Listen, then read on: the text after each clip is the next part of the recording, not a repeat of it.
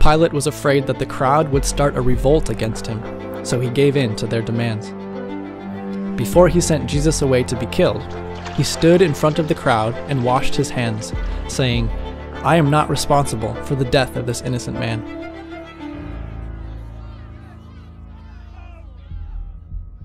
After being sentenced to death, Jesus had to carry the cross himself on which he would be killed. They passed through the city on their way to the site of the execution, and many people watched and mocked him.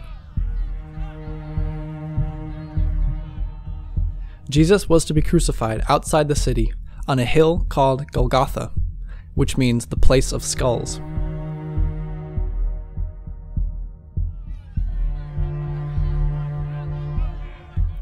The soldiers stripped Jesus naked, then nailed him to the cross.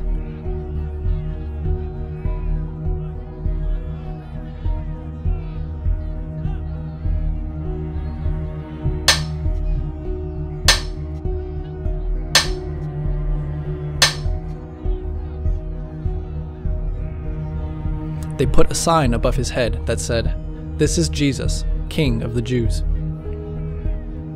Two criminals were also crucified at the same time as Jesus. One of them mocked him. "Are you God's son or what?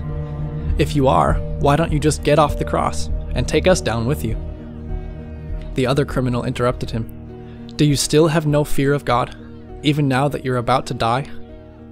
You and I deserve this punishment, but this man has done nothing wrong."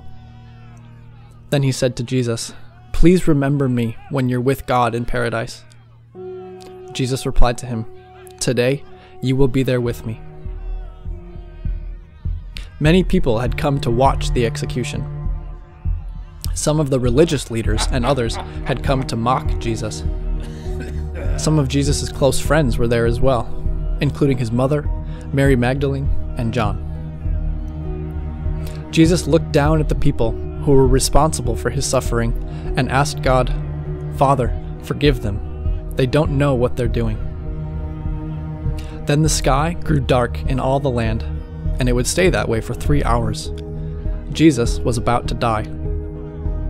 With his last breath, he cried out, my God, why have you left me?" Then he died, and the earth shook. The Roman officer who was overseeing the execution was shocked and said, "This man must have really been the Son of God." After that, Jesus was taken down from the cross and buried in a tomb.